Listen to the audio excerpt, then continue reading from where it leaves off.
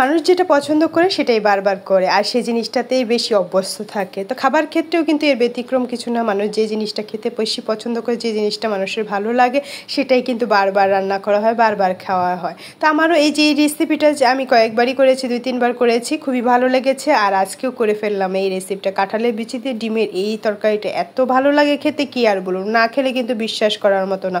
তো যে এইভাবে খায়নি, একবার হলেও ট্রাই করে দেখতে পারো। আশা করি দারুণ লাগবে এবং বারবার খেতে মন চাইবে আমার মতো। তো প্রথমে ডিম আর কাঁঠালের বিচিগুলো এইভাবে কেটে নিয়েছি, মাঝখান দিয়ে কেটে একদম সুন্দরভাবে সেদ্ধ করে নিয়েছি। ডিমের খোসা ছাড়িয়ে এইভাবে চিরচির করে হলুদ লবণ মাখিয়ে তেলে ভেজে নিলাম ভালোভাবে। তো এইভাবে ভালোভাবে ডিমটা কিন্তু ভেজে নিতে হবে, তাহলেই খেতে মজা লাগবে বেশি। তো ডিমটা ভেজে নিয়েছি। এবার ওই তেলে দিয়ে দিলাম হচ্ছে গোটা গরম মশলা, এলাচ ফোড়ন আর পেঁয়াজ কুচিগুলো। পেঁয়াজগুলো ভালোভাবে ভেজে নেবো নাড়াচাড়া করে। ভালোভাবে যখন ভাজা হয়ে যাবে তখন মশলা দিয়ে দেবো। মশলা ছিল হলুদের গুঁড়া, শুকনো মরিচের গুঁড়া, স্বাদ মতো লবণ, জিরার গুঁড়া আর হচ্ছে পেঁয়াজ বাটা। সামান্য একটু জল দিয়ে এই পেঁয়াজে ফোড়নের সাথে ভালোভাবে কষিয়ে নেবো, অনবরত নাড়াচাড়া করে। যখন মশলার গাটা থেকে তেলটা ছেড়ে আসবে তখন দিয়ে দেবো এতে আগে থেকে যে সেদ্ধ করে রাখা যে কাঁঠালের বিচিটা আছে সেটা দিয়েও বেশ কিছুক্ষণ অনবরত নাড়াচাড়া করে কষিয়ে নেবো। এতে কিন্তু খেতে তরকারিটা অনেক ভালো লাগে।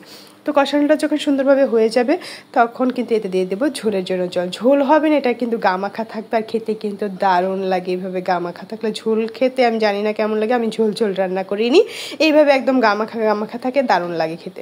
তো এইভাবে ভালোভাবে কষিয়ে নেব। যখন তেলটা একদম সুন্দরভাবে ছেড়ে এসেছে তখন দিয়ে দেবো ডিমটা দিয়েও বেশ কিছুক্ষণ অনবরত নাড়াচাড়া করে ডিমে আর কাঁঠালের বিচির সাথে ভালোভাবে কষিয়ে নেব এইভাবে।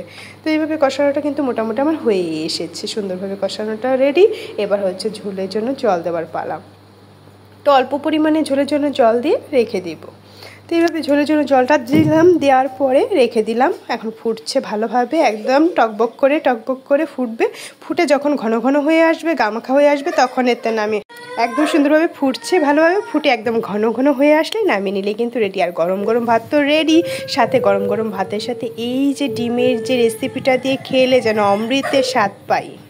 এই যে লাল ঝাল যে এই ডিমের রেসিপিটা দেখতে যতটা লোভনীয়, খেতে কিন্তু তার থেকেও বেশি মজার হয়েছিল। একবার না খেলে কিন্তু বিশ্বাস করার কোনো উপায় নেই। তাই আমিও কিন্তু এটা আর কয়েকবার বানিয়ে খেয়েছি আর বারবার খেতে মন চায়।